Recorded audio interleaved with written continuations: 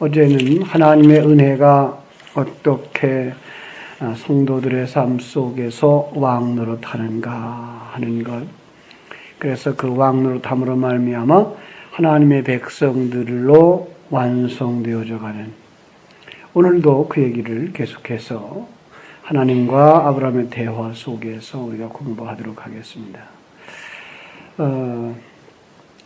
창세기 15장의 이 은혜 언약의 구체적 그림이 성경 전체적으로 펼쳐져 나가는 걸 볼 수 있어야 되겠고요. 하나님이 줄곧 아브라함에게 땅과 자손을 약속하셔요. 땅 주겠다, 자손 주겠다. 그럴 때마다 우리 기억하실 것, 하나님 나라의 그 3요소, 그죠? 나라를 구성하는 3요소. 하나님의 주권, 그리고 나라, 그 다음에 백성이죠. 주권과 영토, 그리고 이제 백성들인데, 그걸 내가 완성하겠다. 그런데 그건 하나님 앞에 아브라함이 먼저 요구한 것이 아니고, 하나님이 일방적으로 언약하셔요. 하나님 일방적으로.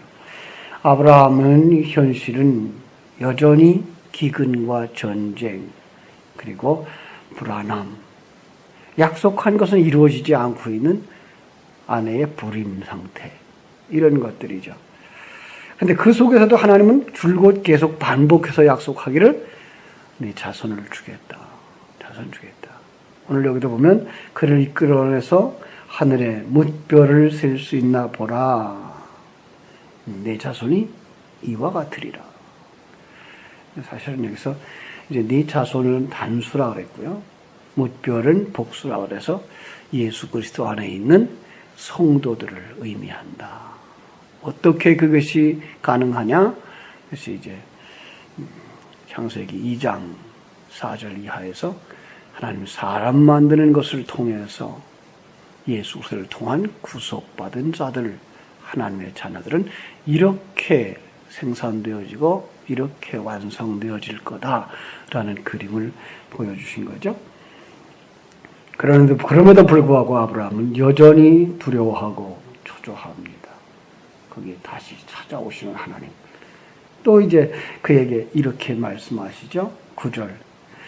나를 위하여 3년 된 암소와 3년 된 암연소, 3년 된 수양과 산비둘기와 집비둘기를 가져올 것이니라. 집비둘기 새끼를 가져올 것이니라.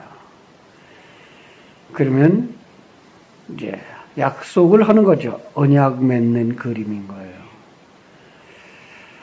창세기 15장 13절 14절 말씀도 역시 마찬가지예요. 여호와께서 아브라함에게 이르시되 너는 반드시 알라 네 자손이 이방에서 객이 되어 그들을 섬기겠고 그들은 400년 동안 네 자손을 괴롭히리니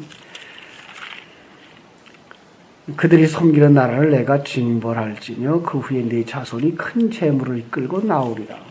자, 이 그림을 보면서 무슨 생각을 합니까? 애굽으로 내려가고 그리고 애굽에서 400년 동안 살다가 거기서 큰 재물이 끌고 나오는 그 그림과 아브라함이 자기 아내를 애굽 왕 바로에게 빼앗겼다가 하나님의 은혜로 다시 찾은 후에 많은 재물 가지고 나오는 그 그림이 같은 그림이에요. 출애굽의 그림과 아브라함이 애굽으로 내려갔다가 재물을 가지고 나오는 그림이 같은 그림이에요. 우리는 그러한 사건을 통해서 하나님의 사람의 하나님 그 창조와 그리고 완성이 어떻게 이루어질 것인지를 볼 수가 있어야 돼요. 계속 반복하고 강조하고 있는 그 하나님의 그 약속이 무엇인지 볼 수 있어야 돼요. 그러니까 아브라함이 애굽으로 내려간 이유가 뭐죠? 그 땅에 기근이 심하여 그렇죠. 기근이 있었어. 또 70명이 애굽으로 들어가는 일도 역시 기근을 인하였어요. 그렇죠? 기근 때문에 말 다 같은 거죠. 역시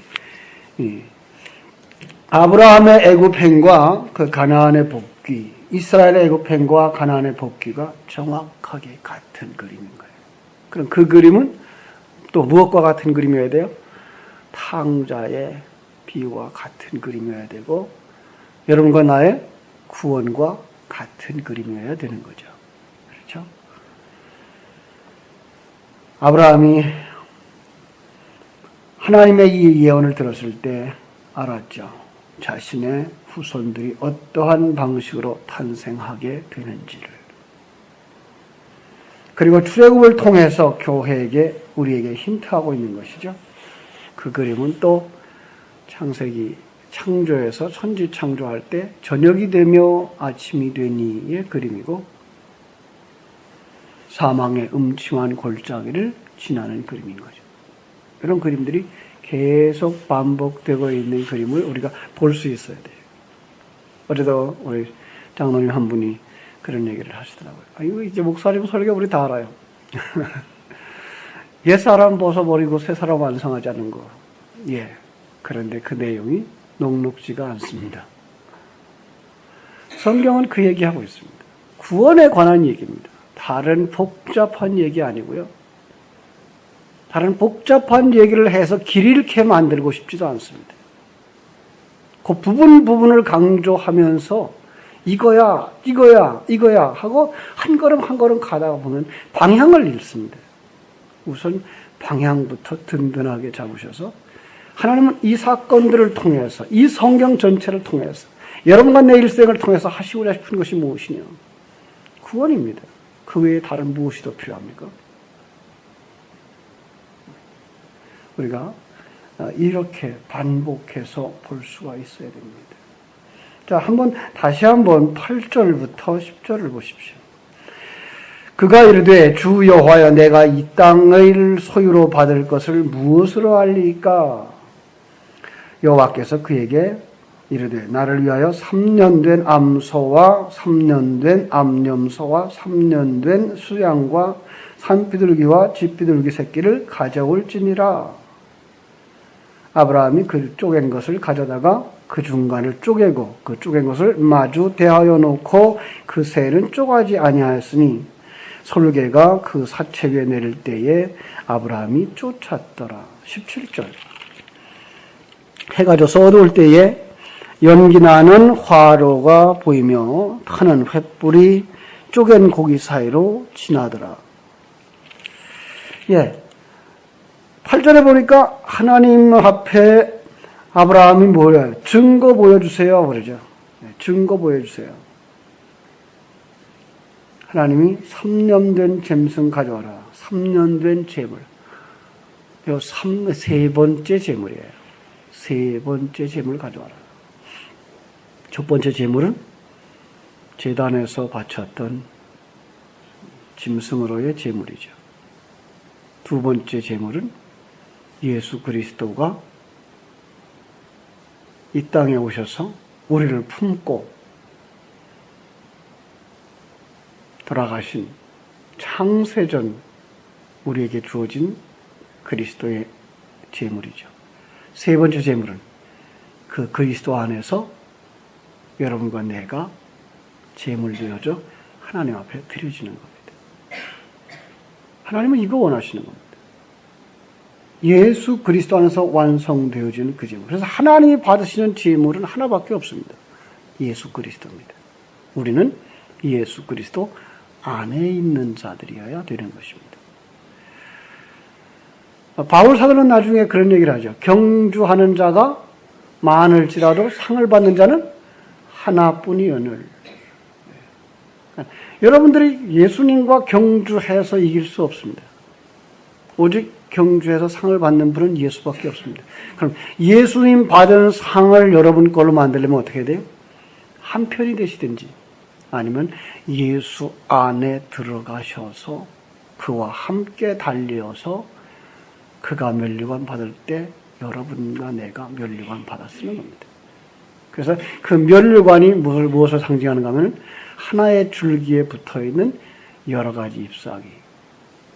여기에 포도송이와 비교되고 있습니다. 우리가 바로 예수 안에 붙어있는 포도송이 되는 것입니다. 한 알 한 알들이 되는 것이고 그것이 바로 예수 그리스도에게 주어지는 것이고 여러분과 내가 그 속에 완성되어지는 그림들을 성경은 전체 그림 속에서 상급이라는 개념으로 주고 있습니다. 그렇습니다. 그런데 불구하고 아들 아브라함은 그 사실을 깨달아 알지 못하죠. 네, 이게 우리의 모습입니다. 하나님은 줄곧 우리에게 예수 그리스도를 가져와. 예수 그리스도 가져와. 여러분, 지금도 우리들의 제물, 우리들의 예배, 이거 누구 거 드려야 돼요? 예수 그리스도 거 드려야 됩니다.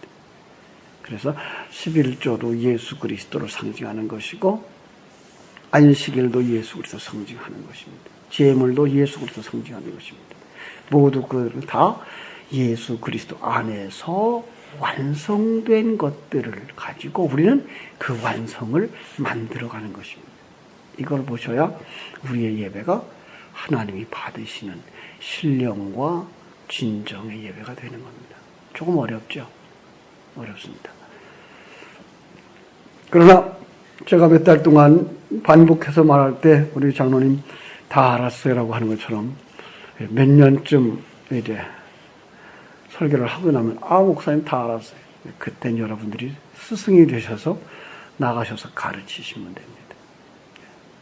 우리의 신앙생활은 복잡하지 않습니다. 우리 진리는 복잡하지 않습니다. 여러분 속에 그것이 계속 충만히 차고 하면 제가 늘 하는 말처럼 구구단처럼 이제는 하나의 문제가 나오면 즉시 답이 나오듯 여러분 속에서 그것은 이것 나올 때 그 다음에는 이제 여러분들이 스승이 되셔서 다른 사람들을 가르치는 자가 되면 여러분들이 아버지가 되는 것이고 여러분 통해서 태어나는 새 생명이 아들이 되는 것입니다. 이런 관계입니다. 그때의 고대 시대의 그 언약의 방법이 바로 그렇겠어요. 짐승을 잡아서 간을 가운데 쪼개서 나눠놓고 그 가운데 두 사람이 손을 잡고 지나가면서 약속을 하는 겁니다. 우리가 이 언약을 파하면 어떻게 된다고요? 이와 같이 될 거야. 그러니까 결국은 꼭 지키고 말 거야 라는 얘기죠. 어떤 사람은 그런데 비둘기를 쪼개지 않아서 하나님이 진노하셔서 심판을 하게 돼서 그들이 그것 때문에 애굽으로 내려갔다 그럽니다. 너무나 작은 해석입니다. 레위기 1장의 14절로 17절에 보면 하나님은 비둘기를 그냥 통째 드리도록 얘기를 하고 있습니다. 여러분 성경 속에서 다른 건 다 쪼갰는데 왜 그건 안 쪼갰어? 이렇게 보지 마시고 하나님이 원하는 제물로 보시면 되고 거기서 하나님은 언약의 개념을 우리에게 가르쳐주고 있다고 하는 걸 보시면 됩니다. 그런데 그때에 누가? 아브라함은 잠들었습니다. 그럼 그 언약을 누가 지키겠다는 겁니까? 예수님이 지키겠다는 겁니다. 그리고 이 언약을 지키기 위해서 뭐 해야 된다고요? 한 사람이 깨뜨리면 반드시 그리로 지나간 사람들은 쪼개져야 되는 겁니다. 그런데 아브라함은 그리로 안 지나갔습니다. 그럼 누구만 지나갔어요? 하나님만 지나갔어요. 이 언약이 파괴되어지면 누가 쪼개지게 되어 있다고요? 하나님이 쪼개지게 되어 있다라는 얘기입니다. 하나님은 이렇게 쪼개져서 완성되어집니다. 그렇죠? 아브라함은 그 언약을 파괴하고 이제 16장에 가면은 하갈을 통해서 이스마엘을 낳죠. 하나님은 네 몸에서 날 자, 보통은 이제 적자 그러죠. 그 적자가 네 후손이 될 것이다 그러는데 아브라함은 서자를 가지고 오는 거죠. 약속이 깨졌습니다. 그러면 그 약속을 완성시켜야 되는데 그 완성시키려면 이제 그리로 지나간 사람들은 다 죽어야 되는 겁니다. 하나님이 죽어야 되는 겁니다. 아브라함이 쪼개져 죽어야 하는데 불구하고 하나님이 홀로 주셨기 때문에 당신이 쪼개짐으로 언약을 성취시키겠다라는 약속을 성취하는 것입니다. 예수님이 십자가에서 쪼개지는 그림으로 나오는 겁니다. 예수님 십자가에서 그냥 죽었지 어떻게 쪼개졌어요? 우리 보고 그거 깨달아 하려고 그 순간에 성소와 지성소를 가리고 있던 두께 5cm 이상 되는 그 휘장이 위에서부터 아래까지 찢어지는 그림을 그려주고 있는 것을 보게 됩니다. 그게 바로 쪼개짐입니다. 하나님의 쪼개짐. 여기 쪼개다는 말은 히브리 말로는 이제 바타르라는 말인데요. 이게 베리트라고 하는 언약이라는 말의 근원이고요. 칼로 자르다. 그리고 그래서 칼로 자르는 행위 할례와 같은 뿌리를 가진 단어들입니다. 그래서 이 그림은 바로 이제 할례 언약의 내용으로 연결되어지는 거죠. 오늘 본문은 15장에서 쪼갠 고기 사이로 홀로 지나가시는 하나님. 그런데 16장에서 아브라함이 언약을 파기하고 이제 17장에서 13년 만에 나타난 하나님께서 다시 후손에 대한 약속을 하시면서 언약하는데 그때 할례를 요구하는 그림으로 연결되어지는 것 보실 수 있어야 됩니다.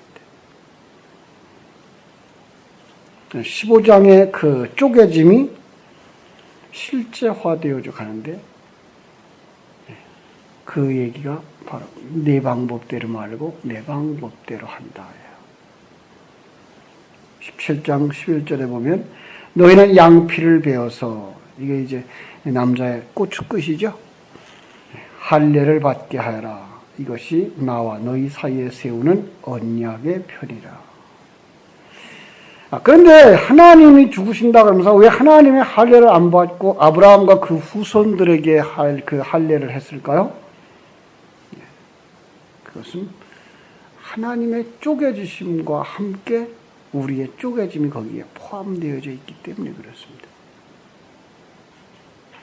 언약의 성취는 예수 그리스도와 하나 되어진 우리는 이미 완성되어졌는데 불구하고 우리의 인생 속에서는 우리는 역시 똑같이 십자가를 지고 가야 하는 것과 같은 그림인 것이죠. 그렇죠? 그래서 21장에 보면 이삭이 8일 만에 할례를 받는 장면이 나오고 22장에 가면 모리아산 사건에서 8일 만에 할례 받은 자가 자기가 죽을 나무를 지고 어떤 산으로 올라갑니다. 아비에 들린 칼에 의해서 쪼개지고 그가 다른 말로 말하면 할례를 받고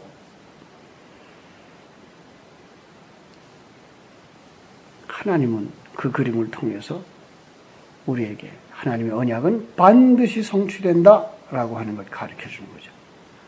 할례가 칼의 언약이라고 말하죠. 그러니까 이삭은 8일 만에 할례를 받고 자신이 매달려 죽어야 할 십자가를 지고 골고다 언덕을 올라가는 예수님의 모형인 것입니다.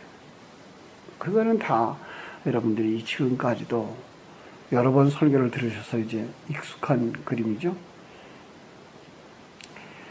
이렇게 예수님이 십자가에 못 박혀 죽으시는 방법으로 하나님의 백성들이 하늘의 뭇별처럼 살아나게 되는 그림이죠. 죽어야 할 이삭 대신에 어린 양이 죽어가고, 그죠? 어린 양의 죽음으로 말미암아서 이삭이 살아나는 그림. 하나님 아버지의 손에 들린 칼에 의해 죽음을 당할 성자 예수 그리스도 어린 양과 그 어린 양 예수 그리스도에 의해서 사망에서 살아나게 될 자들의 그 모습을 이렇게 겹치기 그림으로 보시면 더 정확하게 볼 수가 있습니다. 나중에 또 요 똑같은 사건들이 이제 우리 인생 속에서 계속 나타납니다. 야복강가에서 야곱이 그 경험을 하게 되죠. 야복강 이전의 야곱의 삶은 죄인이었습니다. 근데 그 언약은 언제 받습니까? 언약은 어머니 복중에서 받죠. 그런데 그의 삶은 여전히 죄인입니다. 세상적인 윤리 도덕으로 보면 정말 에서만도 못한 아주 졸렬한 인생을 살게 됩니다. 그리고 자기 목적을 위해서 그냥 모든 꾀를 다 동원하고 거짓과 속임수로 자기의 부를 축적하려고 하는 죄인의 모습들입니다.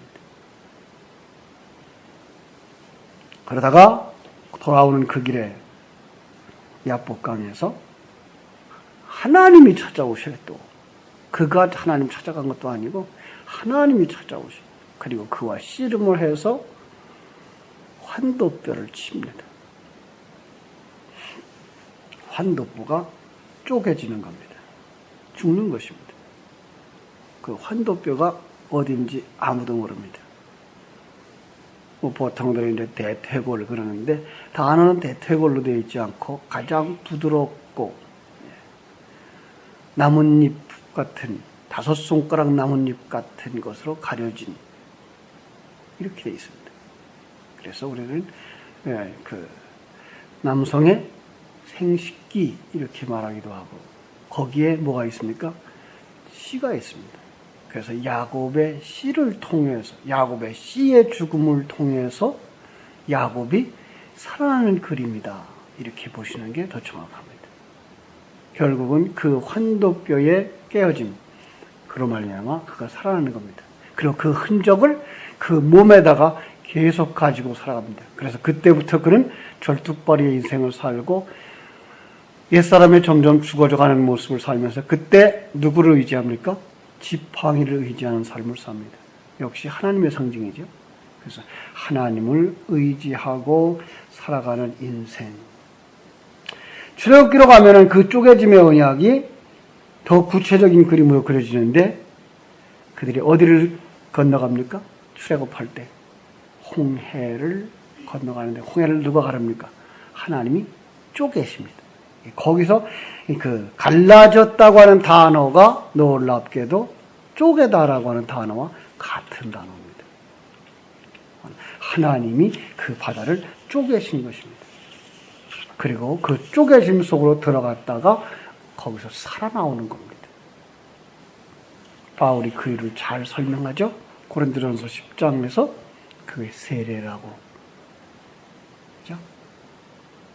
그렇다면 왜 인간의 생식기에 쪼개짐의 자국이 나야 하는 할례를 행했을까요? 어차피 하나님이 쪼개져서 우리 죄인들이 구원을 받는 것이라면 왜 인간 생명의 근원을 상징하는 인간의 생식기가 쪼개져야 하죠? 그 자손의 죽음. 죽음을 상징하는 거죠. 그리고 성도들의 죽음. 두 번째 십자가를 상징하고 있는 것입니다. 그래서 오늘날은 우리는 할례를 안 받죠. 왜요? 알고 있기 때문에. 영적인 삶을 요구하고 있어요. 골로새 2장 11절 보면 그 세번역 성경은 이렇게 말하고 있어요. 여러분도 그분 안에서 손으로 행하지 않은 할례 곧 육신의 몸을 벗어버리는 그리스도의 할례를 받았습니다. 성도들 모두 할례를 받은 자들이다. 그것이 바로 세례입니다. 그래서 우리는 세례를 통해서 쪼개짐을 받은 자들, 옛사람이 죽은 자들입니다를 고백하고 있는 거죠. 여러분, 그렇게 해서 태어난 하나님의 사람들입니다. 그럼 땅에 관한 얘기는 어떨까요? 땅, 지금 계속, 마지막 부분에 가면 계속 땅에 대한 얘기를 하죠. 18절, 19절, 20절 보면 계속해서, 그죠? 그날에 여호와께서 아브라함과 더불어 언약을 세워 이르되 내가 이 땅을 너에게 주리라. 21절 아모리 족속과 가나안 족속과 기르가스 족속과 여부스 족속의 땅이니라. 그 땅입니다.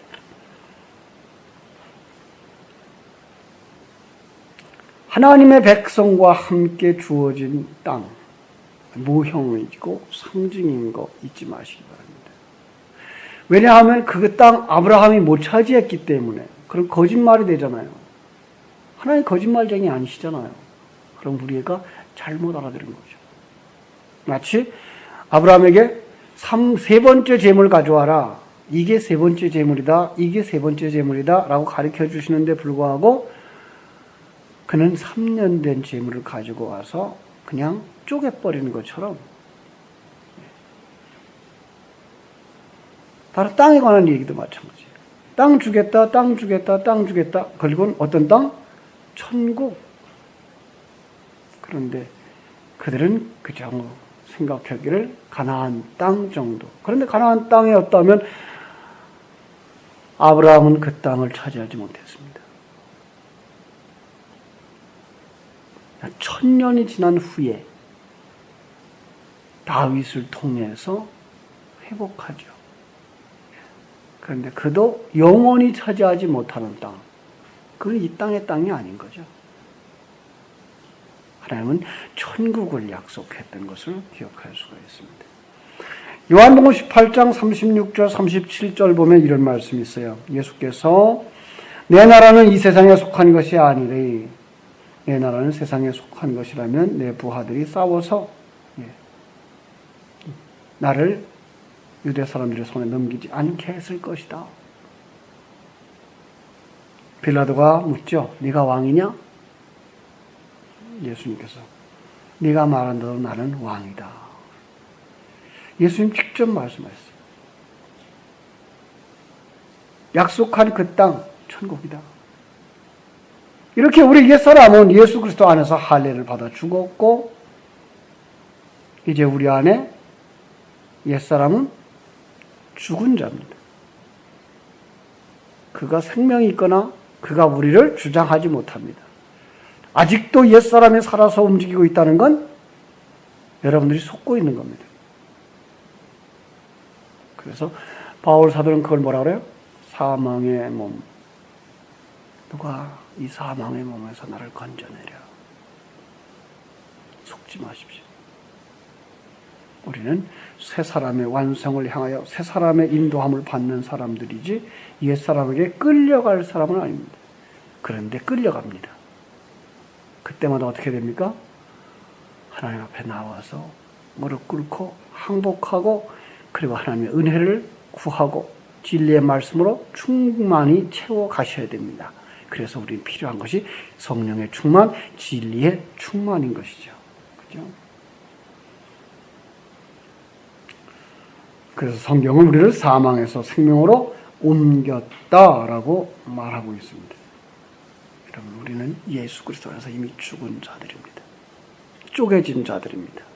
이제 새 사람으로 완성되는 그 길에 훈련받고 있는 그 매일매일의 삶 속에서 옛사람에게 지지 마시고 새 사람을 더 강하게 하셔서 새 사람으로 승리하게 되기를 주님의 이름으로 축원합니다. 새 사람의 승리의 날을 바라보면서 오늘도 힘차게 사시기를 주님의 이름으로 축원합니다.